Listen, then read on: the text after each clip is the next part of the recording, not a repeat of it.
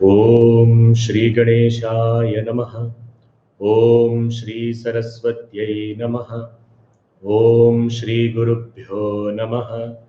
ओम समस्त जन कल्याणे निरतं करुणामयं नमामि चिन्मयं देवं सद्गुरुं ब्रह्म विद्वरम्।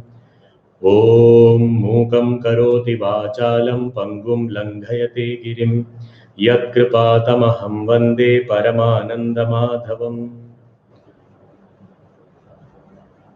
ओम सच्चिदानंदरूपाय विश्वोत्पत्त्यादिहेतवे तापत्रय विनाशाय श्रीकृष्णाय वयं नुमः। नारायणं नमस्कृत्य नरं चैव नरोत्तमं देवीं सरस्वतीं व्यासं ततो जयमुदीरयेत्।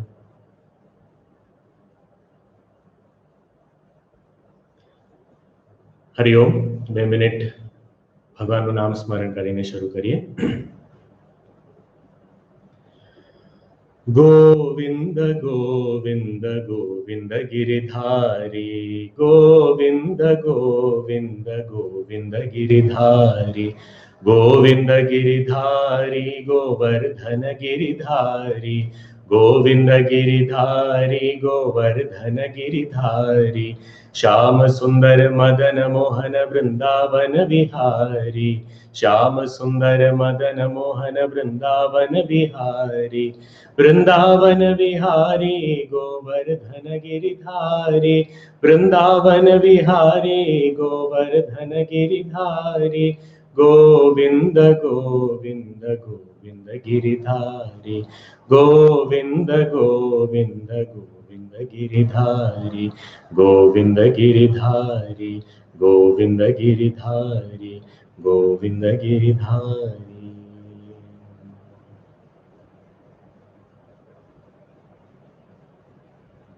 बोलिए राधावर श्री कृष्णचंद्र भगवान की जय।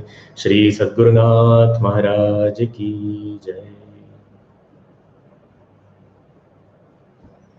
भिक्षु गीता में આપણે ભગવાન શ્રી કૃષ્ણ દ્વારા આ સુંદર કથા સાંભળી રહ્યા છીએ, જ્યાં આ નામનો બ્રાહ્મણ અત્યંત કામી, ક્રોધી, લોભી, કંજૂસ એવો બ્રાહ્મણ જે પોતાના પરિવારના સભ્યો માટે પણ કોઈ ધન ખર્ચવા માટે તૈયાર ન થાય, ફક્ત મદદ વાણી દ્વારા પણ કરવાનું એના માટે શક્ય ન બને, એ સારા શબ્દો પણ બોલવામાં કંજૂસી કરે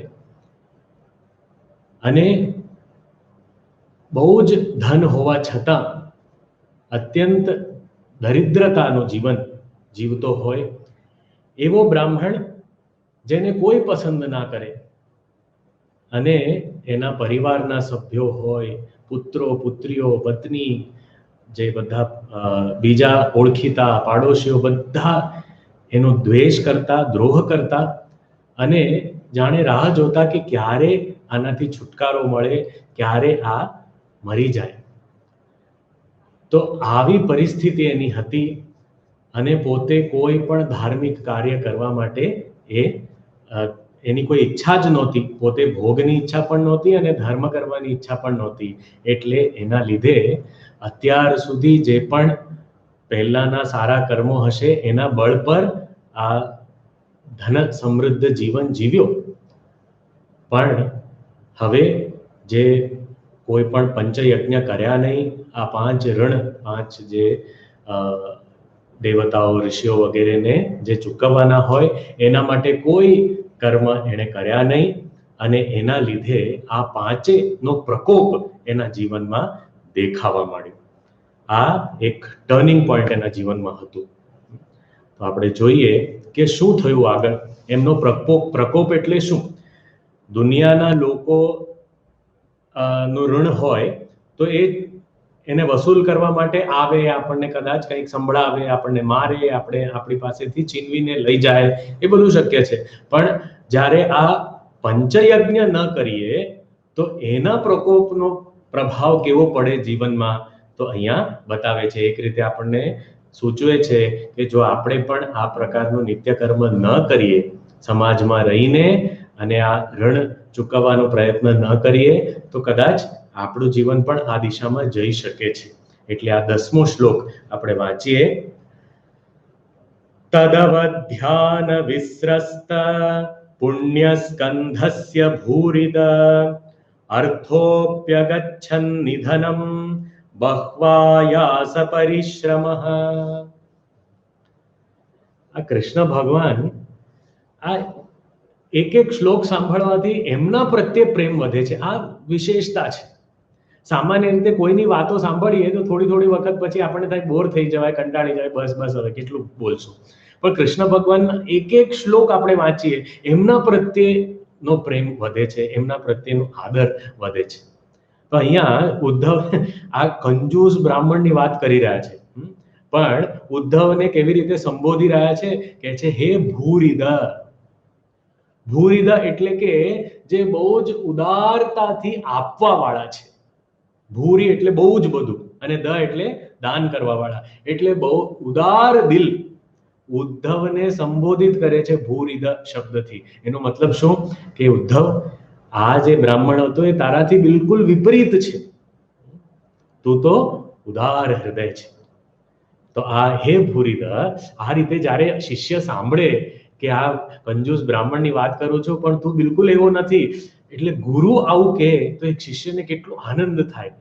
અને એ આનંદના લીધે એમના પ્રત્યે પ્રેમ વધે. પ્રેમ વધે તો ધ્યાનપૂર્વક સાંભળી શકે, અને ધ્યાનપૂર્વક સાંભળે તો એ જે પણ ઉપદેશ આપે છે એનાથી એનું કલ્યાણ થાય. તો આ કૃષ્ણ ભગવાન શિષ્યો પર કલ્યાણ કરી રહ્યા છે. અને જ્યારે ઉદ્ધવજી સાથે આપણે પણ બેસીને સાંભળીએ તો ભગવાન આપણને પણ આ નામથી સંબોધિત કરે છે. ભલે આપણે આના લાયક હોઈએ કે ના હોઈએ, ભગવાન તો આપણને કહે છે હે ભૂરિદ. એનો મતલબ કે આપણે પણ આ રીતે થવાનો પ્રયત્ન કરવો જોઈએ. અને કહે છે હે ભૂરિદ, હે ઉદ્ધવ, તદ અવધ્યાન વિસ્રસ્ત પુણ્ય સ્કંધસ્ય બ્રાહ્મણસ્ય. આ આખો એક શબ્દ છે. તદ અવધ્યાન વિસ્રસ્ત પુણ્ય સ્કંધસ્ય, આ એક શબ્દ છે. કે છે આ બ્રાહ્મણનો જે આ પ્રકારના જે કર્તવ્ય પાલન ન કર્યું, જેણે અવધ્યાન એટલે કે એની બેદરકારી રહી, એને જે નજરઅંદાજ કર્યું, જે એને અવધ્યાન પોતાના કર્તવ્ય આ નિત્ય કર્મને છોડી દીધું, એના લીધે શું થયું? વિસ્રસ્ત પુણ્ય સ્કંધ. એના ભાગમાં થોડું પુણ્યકર્મ હતું પહેલા, અને પુણ્યકર્મના બળ પર જ એ સારા કુળમાં જન્મ્યો, આ સારા સમાજમાં રહ્યો, આટલું બધું ધન મળ્યું, આ બધું પહેલાના પુણ્યકર્મના ફળ સ્વરૂપે બધું મળ્યું. પણ એને મેળવીને એને શું કર્યું? પછી પુણ્ય ના કર્યા, એટલે શું થયું? વિસ્રસ્ત, સમાપ્ત થઈ ગયા. પુણ્ય સ્કંધ, જે પુણ્યનો આખું જે ભંડાર હતું એ વિસ્રસ્ત, સાવ એ જે વેરાઈ ગયું, એ સમાપ્ત થઈ ગયું, ખાલી થઈ ગયું. શેના લીધે? અવધ્યાન. આ નજરઅંદાજ કરવાના લીધે, પોતાનું ધર્મ પાલન ન કરવાના લીધે એનો જે પણ પુણ્યનો જે ભંડાર હતો એ સમાપ્ત થઈ ગયો. અને એવા બ્રાહ્મણની સાથે શું થયું? કે છે હવે જે પુણ્ય કર્મ ન કર્યા હોય અને જે જૂના બધા કર્મ પણ સમાપ્ત થઈ ગયા હોય, તો શું થાય? પાપ કર્મના ફળ શરૂ થાય. આપણને પૂજ્ય ગુરુજી ઘણીવાર એવું કહેતા હોય છે કે આપણે ભગવાનના બેંકમાં 2 એકાઉન્ટ ખોલવા જોઈએ. એક એકાઉન્ટ ભગવાનના નામ સ્મરણનો એકાઉન્ટ હોવો જોઈએ. એમાં નામ સ્મરણ કરીને એમાં જમા થવા જોઈએ. અને બીજો એકાઉન્ટ છે સત્કર્મનો એકાઉન્ટ. સારા કર્મ કરીને એ એકાઉન્ટમાં જમા કરવા જોઈએ. અને આ સારા કર્મના એકાઉન્ટની અહીંયા વાત ચાલે છે કે આ સારા કર્મ જ્યારે કરીએ અને કરતા રહીએ તો એ જમા થશે, અને એ જમા થશે એના ફળથી આપણને સુખ મળશે, કારણ કે પુણ્યનું ફળ સુખ છે, પાપનું ફળ દુઃખ છે.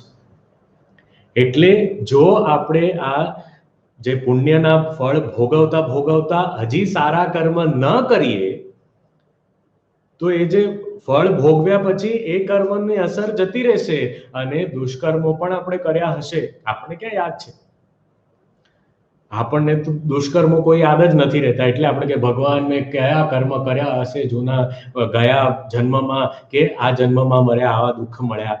પણ કોઈ દિવસ એવું વિચાર્યું છે કયા સારા કર્મ કર્યા હશે કે આવું સારું જન્મ મળ્યું, મનુષ્યનું જન્મ મળ્યું? કોઈ દિવસ એના માટે તો વિચાર્યું જ નથી. તો દુષ્કર્મો તો આપણે ભૂલી જ જઈએ, પણ કર્યા તો હશે જ ચોક્કસ. તો ભૂલોકમાં જે જન્મ પણ મળે છે તો થોડા પાપ થોડા પુણ્ય કર્યા જ હશે. એટલે જો પુણ્ય કર્મ ભોગવી લીધા અને સારા કર્મ પછી કર્યા નહીં આગળ આ જન્મમાં, તો એ પતી જાય પછી પાપ કર્મ જ રહેશે, જેના ફળ ભોગવવા પડશે. અને એ ફળ ભોગવીએ ત્યારે આપણી હાલત ખરાબ થઈ જશે. તો we need to replenish our good karmas, replenish our merits. સારું સારું મળે તો આપણે યાદ રાખવું જોઈએ કે સારું સારું કરવું પડે, કારણ કે સારું સારું મળતું જ રહે અને આપણે કંઈ સારું કરીએ નહીં તો આ પતી જશે, ખલાસ થઈ જશે. પછી બીજા જે કર્મ રહેશે એનું જ ફળ મળ્યા કરશે. એટલે હંમેશા આપણે સાવધાન રહેવાની જરૂર છે કે સારું મળતું દેખાય તો આપણે તરત જ યાદ રાખીએ કે આપણે સારું કરવું જોઈએ. તો આ બ્રાહ્મણના જીવનમાં પણ આવું દેખાયું કે સત્કર્મોને ભૂલી ગયો, એટલે જે પણ જૂના પુણ્ય હતા પહેલાના જન્મના, એ બધા પુણ્યના કર્મના ફળ મળી ગયા, સમાપ્ત થઈ ગયા. હવે પાપ કર્મના ફળનો સમય શરૂ થયો. ટર્નિંગ પોઈન્ટ આવી ગયું. અને શું થયું? અર્થ અપી આગચ્છત નિધનમ. અર્થ નિધનમ અગચ્છત. એનું બધું ધન જે એને ભેગું કર્યું હતું, કેવી રીતે? બહુ આયાસ પરિશ્રમ અર્થ. અર્થનો આ વિશેષણ છે, પરિશ્રમ. બહુ જ મહેનત કરી હતી. બહુ આયાસ, અનેક પ્રકારની મહેનત કરીને, પરિશ્રમ કરીને જે ધન ભેગું કર્યું હતું, અર્થ એટલે ખેતી વ્યાપાર આદિ કરીને જે ભેગું કર્યું હતું ધન, એ બધું ધન શું થયું? નિધનમ અગચ્છત. બધું ખાલી થઈ ગયું, બધું લૂંટાઈ ગયું. અચ્છા, કેવી રીતે બધું ગયું ધન? એ ધન કેવી રીતે બધું જતું રહ્યું એના વિશે આગળના શ્લોકમાં કહે છે. આવો કોઈ માણસ હોય જે કોઈની સાથે સારી રીતે વર્તન ન કરતો હોય, તો લોકોને તો ખાલી એમને એક અવસર જોઈએ, અવસર મળે એટલે એને લૂંટી લે. તો એ જ થયું અહીંયા પણ. તો અહીંયા 11મા શ્લોકમાં કહે છે કે આ જે બ્રાહ્મણ છે એનું ધન કેવી રીતે નષ્ટ થયું?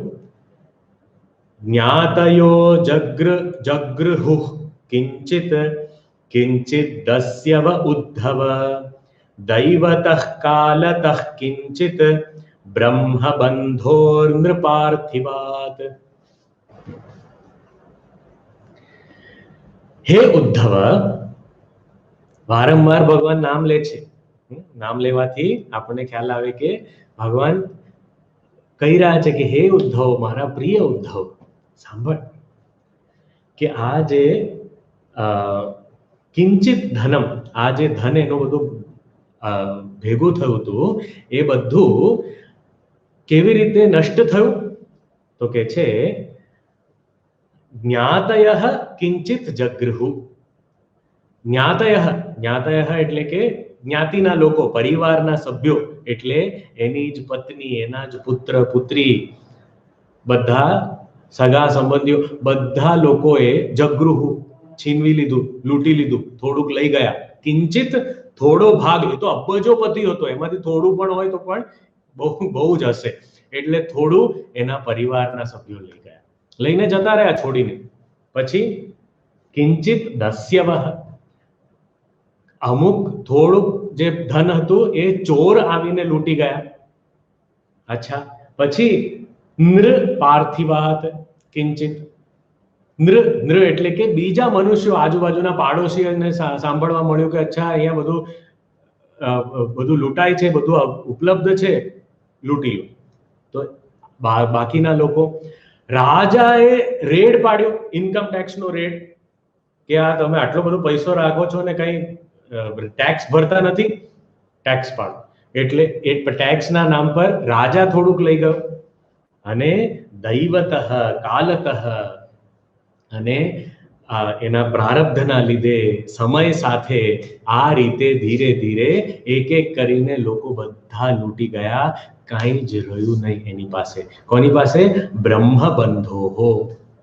અહીંયા બ્રાહ્મણ માટે શબ્દ વાપર્યો છે બ્રહ્મબંધુ.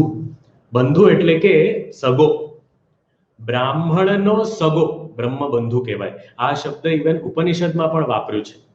તો બ્રહ્મબંધુ એટલે કે બ્રાહ્મણ કુળમાં તો જન્મ્યો, પણ કોઈ પણ રીતે બ્રાહ્મણ જેવું વર્તન નથી, બ્રાહ્મણ જેવા લક્ષણો નથી, એને કહેવાય બ્રહ્મબંધુ. આ બ્રહ્મબંધુ છે એનો મતલબ શું? કે નામનો બ્રાહ્મણ છે. ક્ષત્રિય બંધુ, ક્ષત્રબંધુ કહેવાય, કે ક્ષત્રિય કુળમાં જન્મ્યો છે પણ કોઈ લક્ષણો તો નથી ક્ષત્રિય જેવા. વૈશ્ય બંધુ, એવી રીતે અલગ અલગ કહેવામાં આવે છે. તો આ બ્રહ્મબંધોહો કિંચિત ધનમ જ્ઞાતયઃ જગૃહુ કિંચિત દસ્યવઃ જગૃહુ દૈવતઃ કાલતઃ નૃપાર્થિવાદ કિંચિત નષ્ટમ અભવત નિધનમ અભૂત. તો આ રીતે બધું ધન એનું નષ્ટ થઈ ગયું. પરિવારના સભ્યો, લૂંટેરા બધા આવીને બધું લૂંટી ગયા, કાંઈ જ રહ્યું નહીં એની પાસે. હવે વિચાર કરીએ, એક વ્યક્તિ પાસે બહુ જ ધન હોય અને થોડા જ સમયમાં બધું નષ્ટ થઈ જાય તો કેવી હાલત થાય. એટલે એનું કહેવાનો અર્થ શું છે કે જો આ ધન જે પણ છે એનો સદુપયોગ ન થાય તો એ આ રીતે નષ્ટ થશે જ. એટલે કહેવાય છે લક્ષ્મીજી, ધન એટલે શું? લક્ષ્મીજી, ધનલક્ષ્મી. હમણાં જ આપણે દિવાળીના પર્વમાં ધનલક્ષ્મીની પૂજા પણ કરી. તો લક્ષ્મી જે છે એ લક્ષ્મીને કહેવાય છે કે હંમેશા એ બહુ ચપળ હોય છે, બહુ ચંચળ હોય છે, એક જગ્યાએ બેસવાનું ગમતું નથી, એમને ફરતા જ રહેવાનું છે. લક્ષ્મી સ્તોય તરંગ ભંગ ચપલા, એવું કહેવાય છે કે સતત ક્યાંય ને ક્યાંય ફરતા જ હોય છે. લક્ષ્મીજીને એક જગ્યાએ બેસવું ગમતું નથી. જો એક જગ્યાએ બેઠા દેખાય તો એ એક જ જગ્યાએ બેઠા હોય અને એ છે ભગવાનના ચરણોમાં એમની સેવા કરતા બેઠેલા દેખાય. બીજી બધી જગ્યાએ લક્ષ્મીજી તૈયાર જ હોય કે ક્યાં ભાગવું, ક્યાં જતી રહું. આપણે ઇવન કોઈ પણ બીજા ચિત્રમાં, ભગવાન વગરના કોઈ પણ ચિત્રમાં લક્ષ્મીજી બેસેલા બહુ જ ઓછા દેખાય. કેમ? કારણ કે એમને બસ નીકળવું જ હોય, કમળ ઉપર ઊભા હોય, ફટફટ કરી નીકળી જાય, ક્યાંય બી કોઈ પણ સમયે નીકળી જાય. એ કેટલા સમય સુધી એક જગ્યાએ ઊભા રહેશે કંઈ કહેવાય નહીં. તો લક્ષ્મીજી આપણા ઘરમાં પણ આવે, આપણી તિજોરીમાં પણ રહે, તો જેટલું પણ તાળું વાળું મારી લો તો પણ લક્ષ્મીજી નીકળવું હોય તો નીકળી જશે.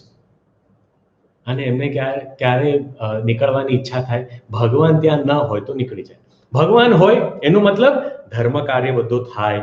ભગવાનનો શબ્દનો અર્થ શું છે? કે જે લક્ષ્મીના પતિ છે અને ધર્મ, સમગ્ર ધર્મના પણ પતિ છે. ભગવાનમાં ભગ શબ્દનો અર્થ આપણે જોયો તો પહેલા દિવસે.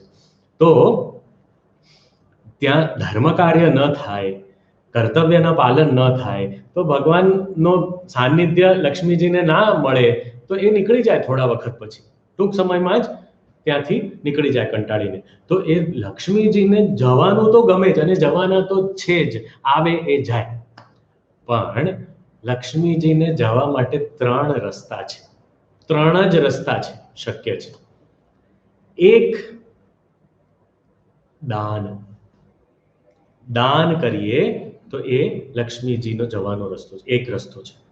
બીજો રસ્તો છે લક્ષ્મીજીનો જવાનો, એને કહેવાય ભોગ, કે આપણે પોતાના ઉપર ખર્ચો કરીએ, ભોગ.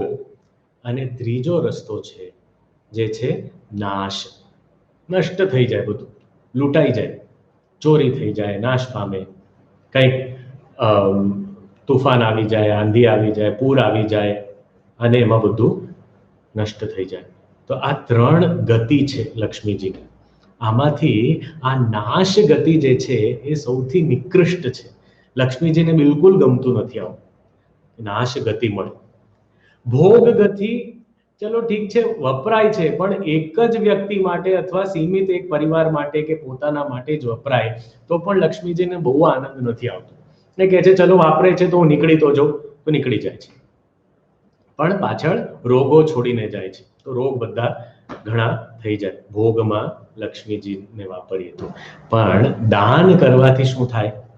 શ્રી કૃષ્ણ ભગવાને પોતે કહ્યું છે, યજ્ઞ દાન તપઃ કર્મ પાવનાની મનીષિણા.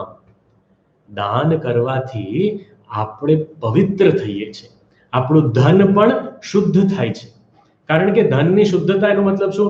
હું પ્રામાણિકતાથી ધન કમાઉં છું, પણ કદાચ મને જે આપે છે એ વ્યક્તિ પ્રામાણિક ન હોય તો અશુદ્ધિ કદાચ એમાં આવી ગઈ હોય, પણ હું એનાથી થોડુંક દાન કરું તો એનાથી મને મારું ધન જે છે એ શુદ્ધ થાય છે. અને લક્ષ્મીજી એવી વ્યક્તિ પ્રત્યે બહુ જ પ્રસન્નતા બતાવે છે અને એવી વ્યક્તિ સાથે રહેવાનું પસંદ કરે છે જે આપ્યા કરે. એટલા માટે આપણે ઇવન મોડર્ન જે લેંગ્વેજ, ઇકોનોમિક્સ ને લેંગ્વેજમાં પણ કહીએ છીએ કે આ ફ્લુઇડિટી હોય છે હંમેશા. ફ્લુઇડિટી એટલે કે ફ્લો ઓફ મની. તો આ જે ધન છે એ પ્રવાહી હોય તો હંમેશા સ્વચ્છ અને શુદ્ધ રહે છે. અને પ્રવાહ પણ કેવું થાય?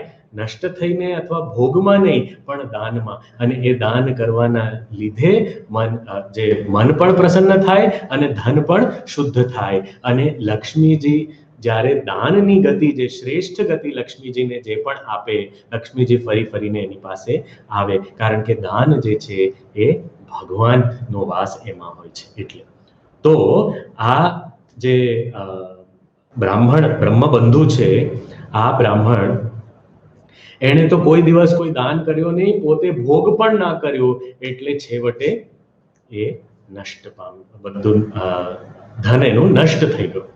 નિધનમ ગતઃ. તો આ રીતે જેનું ધન નષ્ટ થઈ ગયું સાહેબ, એ બ્રાહ્મણની હાલત કેવી થઈ?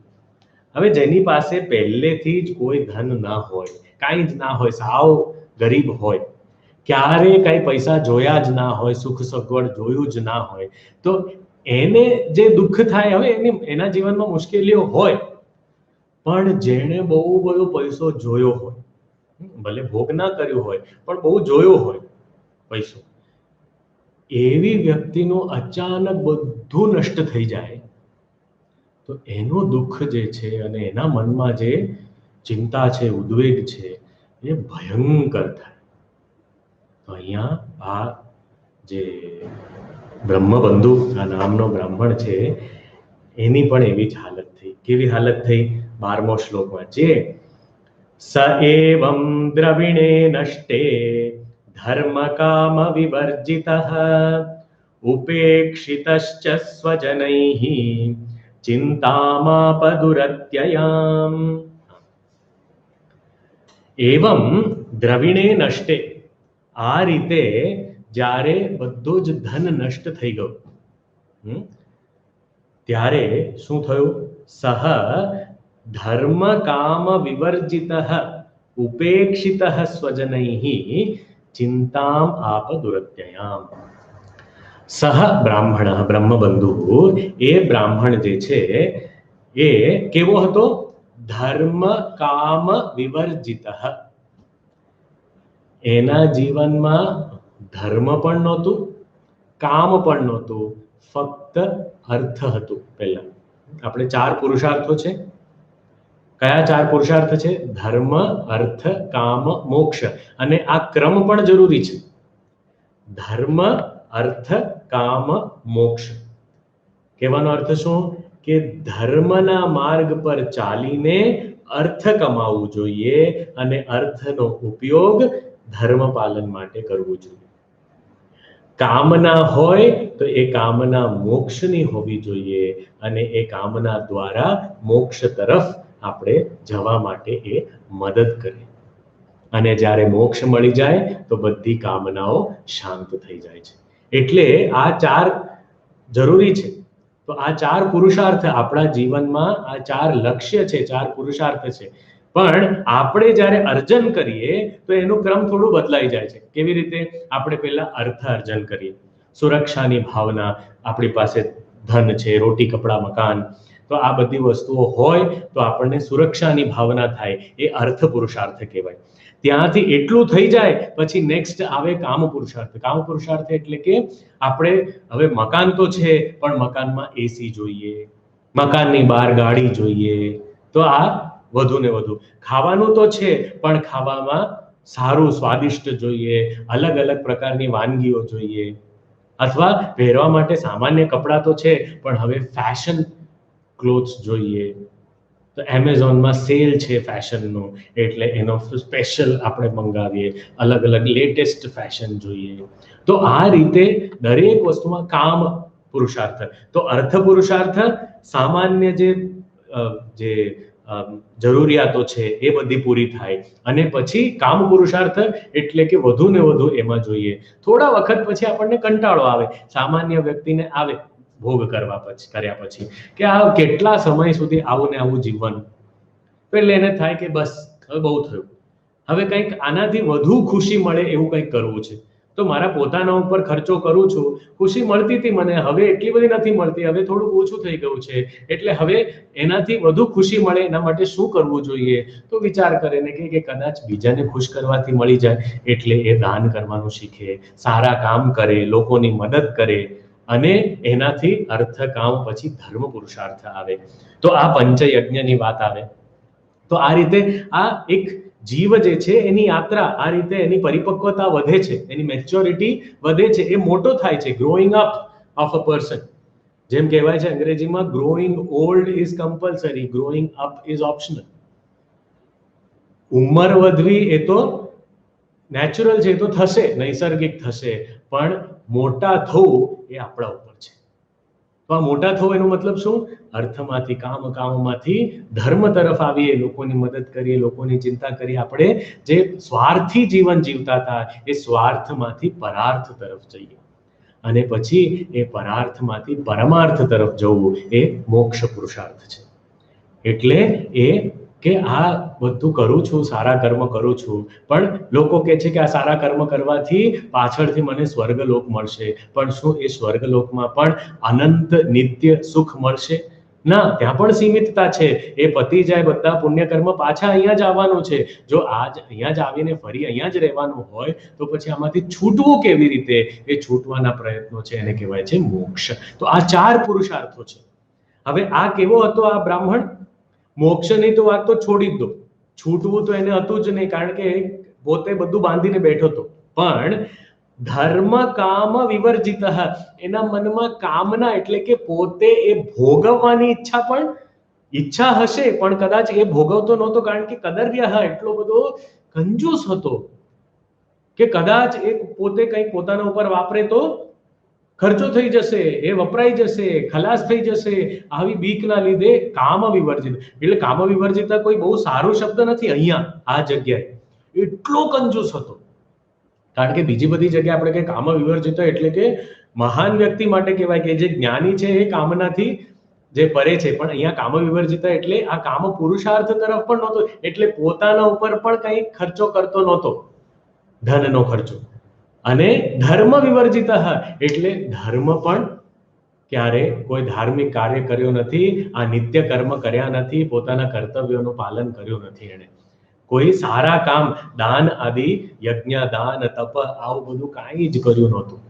અને ધર્મ કામ વિવર્જિતનો બીજો અર્થ શું છે? કે ધર્મ કરવાની ઈચ્છા વગર એ હતો, કે કંઈ સારા કામ કરવાની ઈચ્છા જ નહોતી થઈ એને. એકચ્યુઅલી આપણને પણ ઘણીવાર સારા કામ કરવાની ઈચ્છા જ નથી થતી, સ્વાભાવિક. આપણે સ્વાર્થ માટે આપણે જીવી. તો આ તો સ્વાર્થ પણ નહીં, ખાલી અર્થ, બીજું કશું જ નહીં. સ્વ પણ નહોતું એની અંદર. આપણે વિચાર કરીએ કેવી દયનીય અવસ્થા હતી. એ કંજૂસની અવસ્થા તો એનાથી પણ દયનીય છે. તો તો ધર્મ કામ વિવર્જિતઃ સહ દ્રવિણે નષ્ટે એવં દ્રવિણે નષ્ટે સહ કેવો હતો એ?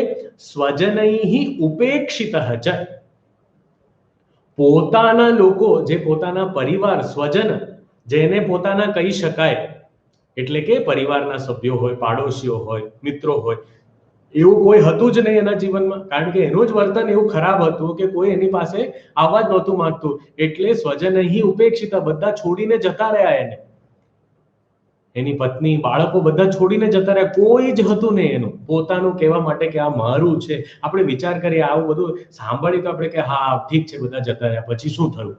પિક્ચરોમાં પણ ઘણીવાર જોઈએ, આપણે સિરિયલોમાં જોઈએ બધું કે બધા છોડીને જતા રહ્યા, બધા છોડીને જતા રહ્યા, આપણે કે હા બધા છોડીને જતા રહ્યા, આ પછી શું થયું? પછી વાર્તામાં શું થયું? અરે પણ આપણે વિચારીએ કે ખરેખર એવું જીવન જીવવું, એકચ્યુઅલી આપણે કલ્પના કરવી જોઈએ કે કોઈ એટલે કોઈ જ નથી જીવનમાં, સાવ એકલા. આપણી પાસે ફોન છે પણ કોઈને કોલ કરી શકાય નહીં, કોઈને મેસેજ કરી શકાય નહીં, કોઈ આપણને કોલ કરે નહીં, મેસેજ કરે નહીં, તો શું કરીશું આપણે? આપણી પાસે ટીવી છે, જોઈશું, પણ સાથે જોવા વાળું કોઈ જ નથી. વાતો કરી શકાય છે પણ વાતો કરવા માટે કોઈ જ નથી. કંઈક કહેવું છે, કંઈક સાંભળવું છે, કોઈ એટલે કોઈ જ. આપણે વિચાર કરી બધા છોડીને જતા રહે તો એ જે હાલત છે એની, તો ધન પણ નષ્ટ થઈ ગયું, પરિવારના સભ્યો પણ છોડીને જતા રહ્યા, એની કોઈ એવી ઈચ્છા પોતાના માટે કે કંઈક ધાર્મિક કાર્ય કરવા માટેની ઈચ્છા નહોતી, એટલે આવી દયનીય પરિસ્થિતિમાં બધું જ જ્યારે નષ્ટ થઈ ગયું, સાવ એકલો પડી ગયો, જ્યારે આવું થાય ત્યારે મનમાં શું થાય? અત્યંત દુઃખ. અને એને એ જ થયું, દુરત્યામ ચિંતામ આપ, દુરત્યયામ ચિંતા, એવી ચિંતા થઈ જે દુરત્યયામ એટલે કે જેને પાર કરી શકાય નહીં, એવી ચિંતા થઈ જેનાથી નીકળવું અશક્ય હતું. એવી ચિંતા, એવું દુઃખ એના જીવનમાં થયું, કારણ કે બધું જ નષ્ટ થઈ ગયું. અત્યાર સુધી એને થયું કે આ બધું સારું ચાલે છે, પણ એ બધા પુણ્ય કર્મનો ભંડાર સમાપ્ત થયા પછી અચાનક એ સાવ એકલો હતો, કોઈ જ નહોતું એની સાથે, કોઈ વસ્તુ નહીં, કોઈ પ્રાણી નહીં. તો એવી હાલતમાં દુરત્યયામ ચિંતામ આપ, એટલી બધી ચિંતા, એટલું દુઃખ, ગ્લાની એને થઈ, ખેદ થતો હતો. આપણે વિચાર કરીએ તો એ કદાચ રડતો હશે કે શોકમાં હશે, સ્ટ્રેસમાં હશે. આપણે વિચાર કરીએ કેવી હાલત હશે. એવી હાલત એ બ્રાહ્મણની હતી. અને આપણે સમજવું જોઈએ કે આવી હાલત પણ બધાના જીવનમાં આવી હાલત નથી થતી, પણ આવી હાલત ક્યારેક ક્યારેક જ્યારે થાય ત્યારે બે સંભાવનાઓ છે. એક, એનો ઉદ્ધાર થઈ શકે, અથવા બીજું, એનો ઉદ્ધાર થઈ શકે. એટલે કે આવી પરિસ્થિતિ પછી કંઈ પણ થાય એ ઉદ્ધાર જ છે, બીજું કંઈ શક્ય જ નથી. કારણ કે પૂજ્ય ગુરુજી ઘણીવાર કહેતા હોય કે આપણે એટલા બધા નીચે પડી જઈએ, એટલું પતન થઈ જાય આપણું, તો એનો એક ફાયદો છે. શું? કે કોઈ પણ દિશામાં ચાલવા માંડીએ તો આપણે ઉપર જ જઈએ છીએ, અને એક જગ્યાએ રહેવાનો વિકલ્પ આપણી પાસે નથી. શક્ય નથી કે એક જગ્યાએ રહીએ, કારણ કે ચાલવું એટલે કે શારીરિક ચાલવાની વાત નથી, આ તો મન પણ દોડતું જ રહે, કંઈ ને કંઈ વિચારે. તો આવા પતન પછી, આવી હાલત થયા પછી હવે જીવનમાં બીજો ટર્નિંગ પોઈન્ટ આવે. બધું નષ્ટ થઈ ગયું, હવે પરિસ્થિતિ એવી સર્જાઈ કે હવે એ સાવ એકલો હતો. અને જ્યારે માણસ એકલો હોય તો એટલો બધો ચિંતાથી અભિભૂત થઈ જાય, એટલો દુઃખ ગ્લાનીમાં હતો એ. અને આ સમયે જો ભગવાનની કૃપા થાય, અને ભગવાનની કૃપા તો કોઈ કારણથી નથી થતું. એવું નથી કે કોઈ પરિસ્થિતિ હોય કે કોઈ એવું એવી ઘટના ઘટે કે કોઈ લક્ષણો હોય તો કૃપા થાય એવું નથી. ભગવાન કોણ છે? કારણ રહિત દયાળ, અહૈતુક કૃપા સિંધુ. ભગવાન કેવા છે કે કોઈ હેતુ, કોઈ કારણ નહીં જોઈએ એમને કૃપા વર્ષાવવા માટે. એ તો કૃપાના સમુદ્ર છે, કોઈ હેતુ પણ નથી, વર્ષાવે છે. તો આવા સમયે જ્યારે ભગવાનની કૃપા થઈ જાય તો શું થાય? જે ચિંતા છે એ ચિંતનમાં બદલાય. ચિંતા ચિંતનમાં બદલાય. ચિંતા એટલે શું? જે થયા કરે એને કહેવાય ચિંતા, અને ચિંતન એટલે જે આપણે કરીએ એને કહેવાય ચિંતન. ચિંતા સામાન્ય બધાને થાય, આપણા બધાને અનુભવ જે છે ચિંતાનો અનુભવ છે.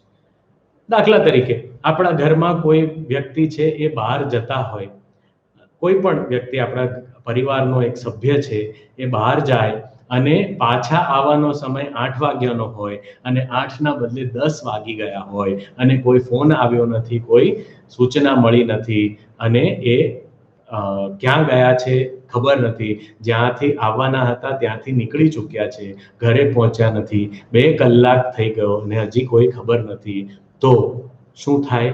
જે થાય એને કહેવાય ચિંતા. અને સામાન્ય રીતે શું થાય? કેવા વિચારો આવે? કોઈ દિવસ સારા વિચારો આવે, એને કંઈક એ કોઈની મદદ કરવા માટે ગયો હશે, અથવા કોઈ મિત્ર મળી ગયો હશે તો એની સાથે વાત કરતો હશે, અથવા કોઈના ઘરે ગયો હશે. તો આવો વિચાર કોઈ દિવસ આવે નહીં.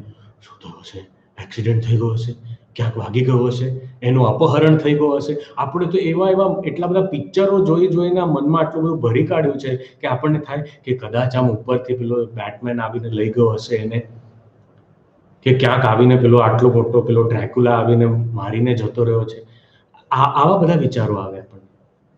અને કંઈ નહીં હોય, ગેટ ઉપર જ ત્યાં કોઈ ચોકીદાર સાથે વાત કરતો હશે ને પછી કેવું કોઈ મળી ગયું હશે અને એની સાથે વાતચીત ચાલતી હશે, બસ બીજું કાંઈ જ નહીં હોય. ઘરની બહાર જ આ ગેટ ઉપર હશે, પણ એટલા બધા કોઈ દિવસ એવું વિચારીએ નહીં કે એને કંઈક સારા કામ માટે એનો ટાઈમ જતો રહ્યો હશે, અથવા ફોનની બેટરી એની જતી રહી હશે એટલે ફોન કર્યો નથી, કોઈ અપહરણ કરી લીધું હશે અને એનું ફોન જે છે તોડી કાઢ્યું હશે અને એને પછી ક્યાંક ગુફામાં બંધ કરીને પછી હવે ફોન આવશે અને કે તમે મને આટલા બધા પૈસા આપો તો જ એને છોડીશું. આ બધું પિક્ચરોમાં જોઈને આપણા મગજમાં આવું, આ ચિંતામાં આવું થાય, આવા જ બધા વિચારો આવે.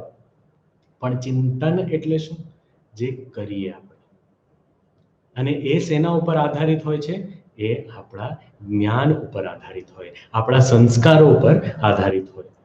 તો આજે બ્રાહ્મણનું બ્રાહ્મણત્વ જે વચ્ચે થોડા સમયગાળામાં મરી ગયું હતું, જે નામનો બ્રાહ્મણ થઈ ગયો હતો, હવે એનું બ્રાહ્મણત્વ કામ આવ્યું. એટલે આપણે વિચારવું જોઈએ કે આના વિશે આપણે જે પણ વાત કરીએ તો એનું બ્રાહ્મણત્વ નકામું નહોતું. એ બ્રાહ્મણ કુળમાં જન્મ એ આકસ્મિક નહોતું. એને જે બાળપણમાં કદાચ સંસ્કારો મળ્યા હશે એ વ્યર્થ નહોતા, હવે એ ફલીભૂત થાય છે. એટલે બધા એના દ્વારા કોઈ સત્કર્મ થયા નથી, પણ જે પરિસ્થિતિ છે એનો સામનો કરવામાં એના સંસ્કારો, બ્રાહ્મણ સંસ્કારો કામ લાગ્યા. તો કોઈ પણ એટલા માટે માતા પિતાનું કર્તવ્ય છે કે બાળકને સારા સંસ્કારો આપે, અને જો પોતે આપી શકાતું ન હોય તો બાલવિહારમાં મોકલે, શિશુ વિહારમાં મોકલે. તો આવી રીતે જ્યારે સંસ્કારો અપાયા હોય નાનપણમાં, તો એ પરિસ્થિતિનો સામનો કરવા માટે કદાચ વચ્ચે બાળક ભટકી પણ જાય. આ બ્રાહ્મણની હાલત તો આવું પતન, આપણે વિચાર કરીએ, પોતાના ઉપર ખર્ચો કરવા તૈયાર નહોતો, બીજાને કોઈને આપવા તૈયાર નહોતો, કોઈની સાથે સારી રીતે વાત ના કરે, કોઈ સારા કામ કરે જ નહીં, એવું પતન જેનું થયું, એની ચિંતા હવે ચિંતનમાં પરિણમિત થઈ. અને આ ચિંતન વિશે ભગવાન એક શ્લોકમાં ટૂંકમાં કહે છે અને પછી વિસ્તારથી એને સમજાવશે કે એનું ચિંતન કેવું હતું. બહુ જ સુંદર આ વાત. હવે ધીરે ધીરે આપણે ભિક્ષુ ગીતા તરફ વધી રહ્યા છીએ. આ બ્રાહ્મણ જે છે ધીરે ધીરે આ ભિક્ષુનું રૂપ લેવાનો છે. આપણે જોઈએ તો કેવી રીતે એની ચિંતા ચિંતનમાં પરિણમિત થઈ. 13મો શ્લોક વાંચીએ. તસ્યૈવં ધ્યાયતો દીર્ઘમ નષ્ટરાયસ્તપસ્વિનઃ ખિદ્યતો બાષ્પકંઠસ્ય નિર્વેદસ્સુ મહાન અભૂત. નષ્ટરાયઃ, આ જે વ્યક્તિ હતો એનું બધું નષ્ટ થઈ ગયું. બધું જ એટલે કે ધન સંપત્તિ, લોકો, જેને સ્વજન કહી શકાય, એ બધા લોકો બધું જ નષ્ટ થઈ ગયું. સાવ એકલો પડી ગયો. અને જે એકલો હોય એના ભગવાન હોય છે. તો એટલા માટે એમને શું કહેવાય છે? ભગવાનને શું કહેવાય છે? અનાથ નાથ દીના બંધો રાધે ગોવિંદ. અનાથ નાથ, અનાથોના નાથ છે ભગવાન, દીનના બંધુ છે ભગવાન. તો અહીંયા સાવ એકલો પડી ગયો, કશું જ નહોતું એની પાસે. તો ભગવાને એની ઉપર આવી કૃપા વર્ષાવી કે આ નષ્ટરાય અને એવમ તસ્ય દીર્ઘમ ધ્યાયતઃ, એવમ ધ્યાયતઃ, આ રીતે લાંબા સમય માટે એણે વિચાર કર્યો. ધ્યાયતઃ લખ્યું છે, ધ્યાનપૂર્વક વિચાર કર્યો. ચિંતા નથી કરી. ચિંતા થઈ એને શરૂઆતમાં, પણ એ ચિંતા ધીરે ધીરે વિવેકમાં પરિણમિત થયું. વિવેકપૂર્વક એણે વિચાર કર્યો. અને કેવી રીતે વિચાર કર્યું? કે આ બધું જે પણ થયું છે મારા જીવનમાં, એ ઘટનાઓનું પરીક્ષણ કર્યું, વિશ્લેષણ કર્યું. ધ્યાત્વા ધ્યાયતઃ, દીર્ઘમ ધ્યાયતઃ, લાંબા સમય માટે એણે વિચાર કર્યો. કારણ કે બીજું કંઈક હતું જ નહીં કરવાનું, કશું જ નહોતું હવે એની પાસે. જેની પાસે કશું જ ના હોય એ વિચાર તો કરી શકે. તો એણે વિચાર કર્યો ધ્યાયતઃ, અને લાંબા સમય માટે વિચાર કર્યો. આ વિચારની ક્ષમતા પણ બધાનામાં નથી હોતી.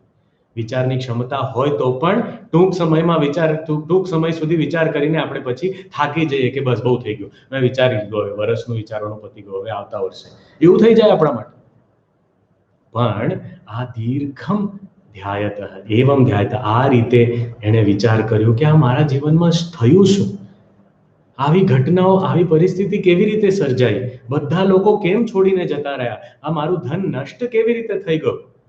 અને જે ધનનો ઉપયોગ હું કરતો જ નહોતો, એ જો છેવટે નાશ જ પામવાનું હોય તો પછી મેં ઉપયોગ કેમ ના કર્યો? કેમ મારી બુદ્ધિ આવી ચાલી? આ રીતે વિશ્લેષણ કર્યું અને શું થઈ ગયો? એ તપસ્વિનઃ. તપસ્વિનઃના બે અર્થ અહીંયા સમજી શકાય. એક તો જે તપસ્વીઓ હોય છે એટલે એની પાસે કાંઈ જ નથી હોતું, એવા દરિદ્રતા ને પણ આ સંકેત, એનો સંકેત સમજી શકાય. અથવા તપસ્વીના એટલે જેણે જ્ઞાનમયમ તપઃ, જેણે વિચારનું તપ કર્યું. કારણ કે તપસ્યા ફક્ત શારીરિક નહીં હોય. શારીરિક તપસ્યા એક જાતની તપસ્યા છે, પણ શ્રેષ્ઠ તપસ્યા, જે સૂક્ષ્મ તપસ્યા છે, એ છે જ્ઞાનમય તપ. અને આ પ્રસિદ્ધ જે ઘટના છે, આ એક પ્રસંગ છે, પૂજ્ય ગુરુદેવ સ્વામી ચિન્મયાનંદજી જે હિમાલયમાં જ્યારે એમના ગુરુ સ્વામી તપોવનજી મહારાજ સાથે જે ભણતા હતા, ત્યારે એમણે જોયું કે એક યોગી હતો ત્યાં ઉત્તરકાશીમાં, જે ગંગાજીમાં સવારે 6 થી બપોરના 12 વાગ્યા સુધી એક પગ ઉપર ઊભો રહીને સૂર્ય તરફ જોઈને, પૂર્વ દિશા તરફ જોઈને એ તપશ્ચર્યા કરતો હતો. હવે આ ગુરુદેવે જોયું અને એમને થયું કે એમને આમ પ્રેરણા થઈ કે અરે આ લોકો બધા કેટલું તપ કરે છે અને હું અહીંયા જ્ઞાન પ્રાપ્તિ માટે આવ્યો છું, અને એવું કહેવાય છે કે તપ વગર જ્ઞાન તો શક્ય જ નથી. તો પછી મારે પણ તપ કરવું જોઈએ, તો મારા ગુરુ મને જે જ્ઞાન આપે છે એનો લાભ થાય મને. એટલે એ પણ બહુ જ પ્રેરિત થયા અને ગુરુદેવ પણ પોતે ગંગાજીમાં જઈને ઊભા રહેવાનું એમણે નક્કી કર્યું. હવે પોતે શરીર અને ઉછેર કેરળનો, દક્ષિણ ભારતના હતા. થોડા વખત માટે ઉત્તર પ્રદેશ, લખનઉ અને પંજાબ વગેરેમાં હતા, પણ જે મૂળ તો એ દક્ષિણના. હવે દક્ષિણનું શરીર હોય અને અચાનક ગંગાજીમાં, ઉત્તરકાશી જેવી જગ્યાએ આજના દિવસમાં પણ, અત્યારે તો કેટલું બધું પ્રદૂષણ વધ્યું છે અને તાપમાન બધું ઓછું, એટલે ગરમી વધી ગઈ છે, ઠંડી ઓછી થઈ ગઈ છે, એવા સમયે પણ અત્યારે પણ ઉત્તરકાશીની અંદર એ ઠંડા પાણીમાં ગંગાજીના જળમાં જઈને ઊભા રહેવું બહુ અઘરું છે. એકદમ આઈસ જેવું, બરફ જેવું પાણી હોય ત્યાં, ઠંડુ ઠંડુ. અને એ જમાનામાં એટલે કમસે કમ 80 વર્ષ પહેલા એ પોતે જઈને ત્યાં જઈને એ ગંગાજીમાં ઊભા રહ્યા. હવે આ માણસને એમણે જોયું, આ યોગી જે હતો એ 6 કલાક માટે ઊભો રહેતો હતો. અહીંયા ગુરુદેવ અંદર ગયા અને 6 મિનિટ પણ ન થઈ બહાર ઉછળીને નીકળી ગયા. અને એમને થયું કે આ તો નિમોનિયા થઈ જશે એવી હાલત, એટલી ઠંડી લાગવા માંડી.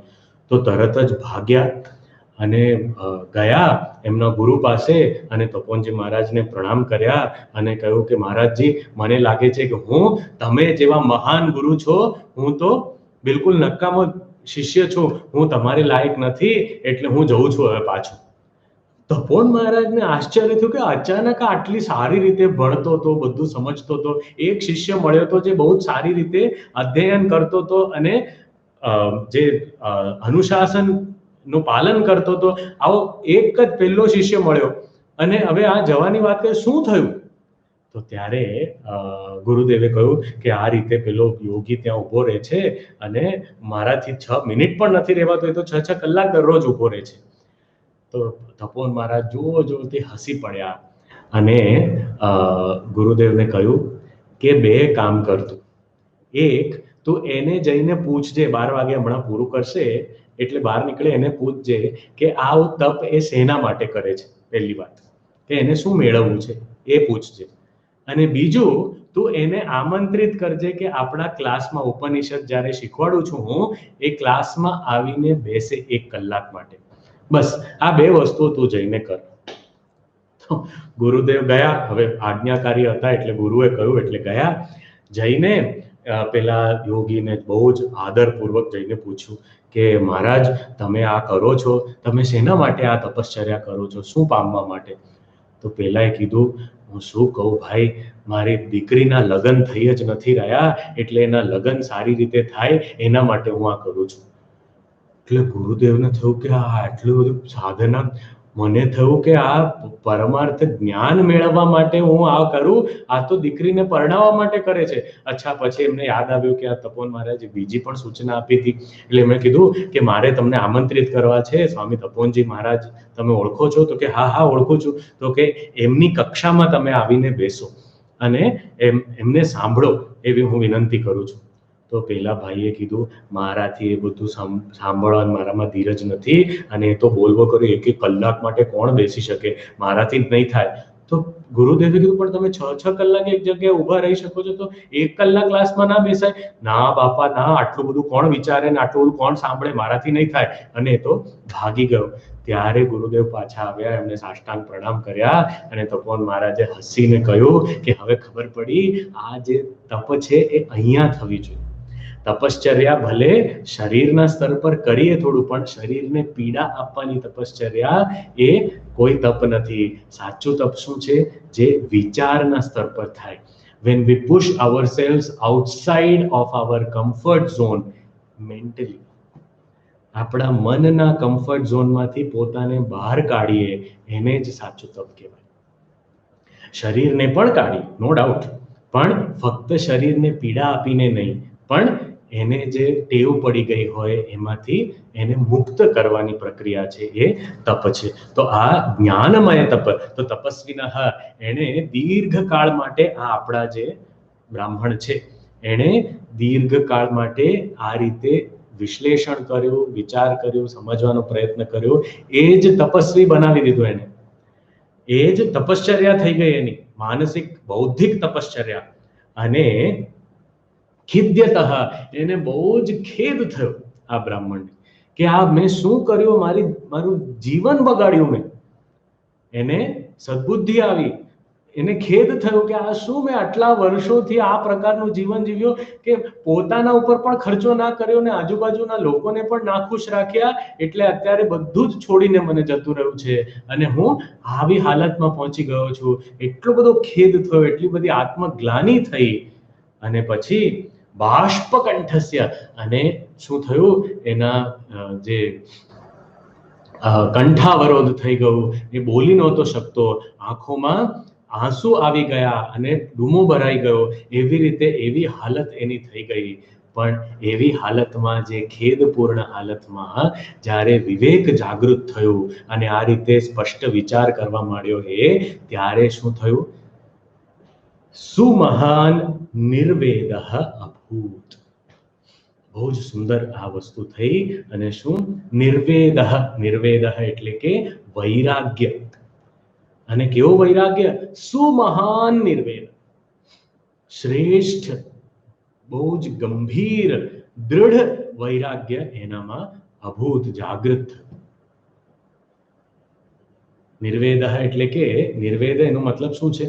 વૈરાગ્ય અથવા નિર્વેદ, આ બધાનો અર્થ શું છે? કે જેમાં આકર્ષણ પણ નથી અને જેના પ્રત્યે દ્વેષ પણ નથી, રાગ પણ નથી, દ્વેષ પણ નથી, બંને પ્રત્યે સમાન, એને કહેવાય નિર્વેદ. ડિસઇન્ટરેસ્ટ, ઇનડિફરન્સ, એને કહેવાય નિર્વેદ. વૈરાગ્ય કે મને આ જોઈતું પણ નથી અને ન જોઈએ એવું પણ નથી, એનાથી ભાગતો પણ નથી ને એની તરફ પણ ભાગતો નથી. એવી રીતે સુમહાન નિર્વેદ, બિલકુલ દૃઢ વૈરાગ્ય જાગે. એટલે અહીંયા આપણે જોઈએ, બહુ જ સુંદર વાત છે કે ધ્યાયતઃ, દીર્ઘમ ધ્યાયતઃ તપસ્વિનઃ, આ શબ્દો દ્વારા વિવેકની વાત થાય છે અને નિર્વેદ, આ શબ્દ દ્વારા વૈરાગ્યની વાત થાય છે. એટલે આનામાં વિવેક પણ છે, વૈરાગ્ય પણ છે. પછી બાષ્પકંઠસ્ય ખિદ્યતઃ, એને બહુ જ ખેદ થયો, રડવા માંડ્યો અને જે કંઠાવરોધ થયો, આવી હાલત. આ બધી વસ્તુઓ શું દર્શાવે છે? એનામાં પરિવર્તનની જે શક્તિ છે, શ્રદ્ધા, તિતિક્ષા, આ બધી દર્શાવે છે. અને આ બધા લક્ષણો છે એ વેદાંતની ભાષામાં આને કહેવાય છે સાધન ચતુષ્ટય. એક વિદ્યાર્થીમાં, એક સાધકમાં જે લક્ષણો આવશ્યક છે, એ લક્ષણો એનામાં જાગૃત થયા. ક્યારે? આવી ખરાબ પરિસ્થિતિમાં પહોંચ્યો પછી આ બધી વસ્તુઓ જાગી, એનામાં ઉદ્ભવ થયો. તો આનાથી આપણને મૂળ જે ખરેખર શું શીખવા મળે છે, આપણે વિચાર કરીએ તો શ્રેષ્ઠ વસ્તુ જે આપણને શીખવા મળે છે એ છે કે ભલે જેટલા પણ પાપી કોઈ હોય એ પણ શ્રેષ્ઠ સ્થાન મેળવી શકે છે, એ પણ જીવનમાં એનો પણ ઉદ્ધાર થઈ શકે છે. જે ભગવદ્ ગીતામાં ભગવાને કહ્યું કે આપી ચેત સુદુરાચાર, બહુ જ ખરાબ વ્યક્તિ હોય તો પણ એ પોતાના જીવનમાં પ્રગતિ કરી શકે છે. તો આ રીતે એનામાં વિવેક, વૈરાગ્ય આદિ જાગૃત થયા અને હવે એ વિચારવા માંડ્યો. હજી વિચાર, એનો વિચાર શું હતું, કેવી રીતે એ વિચાર કરવા લાગ્યો, એ બધું આપણે આગળ જોઈશું. આ ધીરે ધીરે આ બ્રાહ્મણ જે છે એ સાધક બન્યો છે અને થોડા વખત પછી ભિક્ષુ બનીને, પછી એ ભિક્ષુની વાત, આપણે એનું વર્ણન સાંભળીશું તો આપણને આમ રૂંવાટા ઊભા થઈ જશે. આપણને એકદમ એવી વાતો જે છે, આપણે ક્યારેય ના સાંભળી હોય એવી વાતો છે.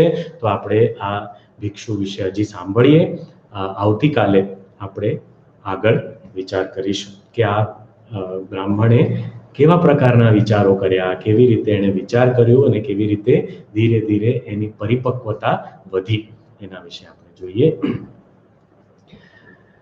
વીરમારુતિ ગંભીર મારુતિ, વીરમારુતિ ગંભીર મારુતિ, ધીર મારુતિ અતિ ધીર મારુતિ, ધીર મારુતિ અતિ ધીર મારુતિ, ગીત મારુતિ સંગીત મારુતિ, ગીત મારુતિ સંગીત મારુતિ, દૂત મારુતિ રામદૂત મારુતિ, દૂત મારુતિ રામદૂત મારુતિ, ભક્ત મારુતિ પરમ ભક્ત મારુતિ, ભક્ત મારુતિ પરમ ભક્ત મારુતિ, વીર મારુતિ ગંભીર મારુતિ, વીર મારુતિ ગંભીર મારુતિ, ગંભીર મારુતિ, ગંભીર મારુતિ. ॐ सर्वेषां स्वस्ति भवतु, सर्वेषां शान्तिर्भवतु, सर्वेषां पूर्णं भवतु, सर्वेषां मङ्गलं भवतु, सर्वे भवन्तु सुखिनः, सर्वे सन्तु निरामयाः, सर्वे भद्राणि पश्यन्तु, मा कश्चित् दुःखभाग् भवेत्। असतो मा सद्गमय, तमसो मा ज्योतिर्गमय, मृत्योर्मा अमृतं गमय। ॐ पूर्णमदः पूर्णमिदं पूर्णात् पूर्णमुदच्यते, पूर्णस्य पूर्णमादाय पूर्णमेवावशिष्यते। ॐ शान्तिः शान्तिः शान्तिः। हरिः ॐ श्रीगुरुभ्यो नमः। हरिः ॐ।